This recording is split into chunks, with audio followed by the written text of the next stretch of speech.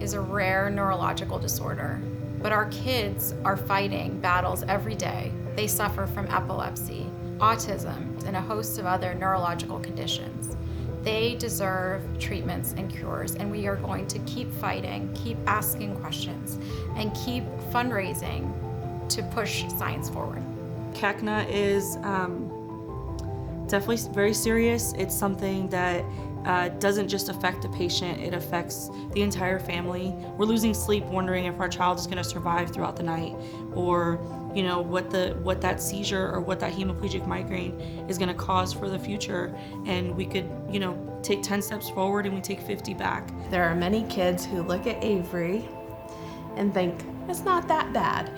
And it's truly heartbreaking because there are many other kids who are in the hospital right now and people don't realize the severity of it. CACNA1A is a debilitating disease that deserves a ton of attention, a ton of funding, and a cure. The main reason we came to the conference was because we wanted to connect with other families. One of the hardest things when we first were diagnosed was that we only knew of a few other individuals essentially in the world that had been diagnosed, and none of them were in the United States at the time. And so we just felt isolated, and the foundation is giving this amazing opportunity at this conference to meet other families.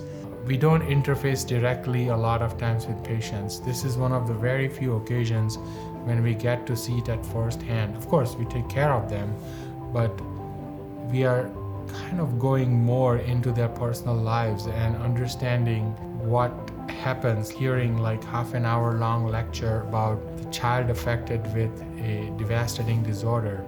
It's heartwarming. I have no doubt that these type of gatherings will clearly improve the awareness, ultimately lead to better care and also better research.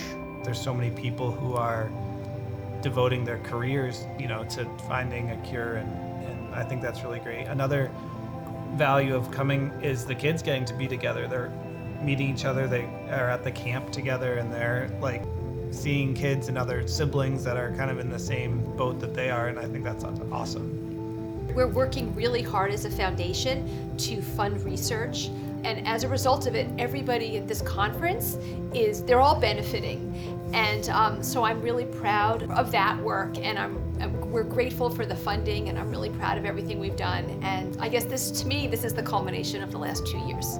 Funding CACNA1A, you're not just funding one rare disease, you're funding a community of researchers who are collaborating together, and the work that they're doing will impact CACNA1A, and it will impact all these other genes that are in the calcium channel or ion channels, and we are committed to really getting to that cure in our children's lifetimes and changing the course of what it means to be diagnosed with CACNA1A. Beneath all of that, we've done so much, and just knowing that there are some of the best and brightest scientists around the world who are now collaborating and looking at CACNA1A and looking for treatments and cures and looking to help us get clinical trial ready is one of the most encouraging things I could ever imagine. So more than anything, I'm walking away with hope and optimism.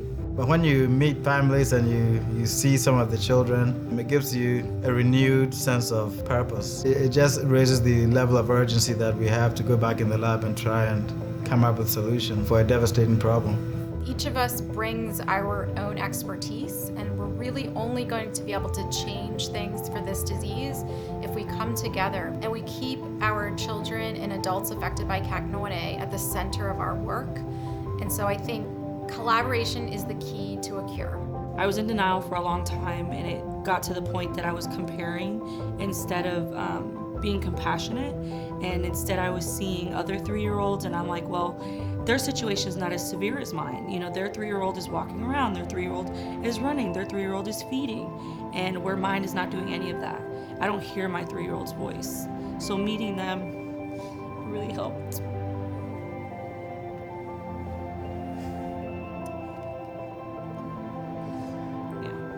It helped me realize that we're all going through it.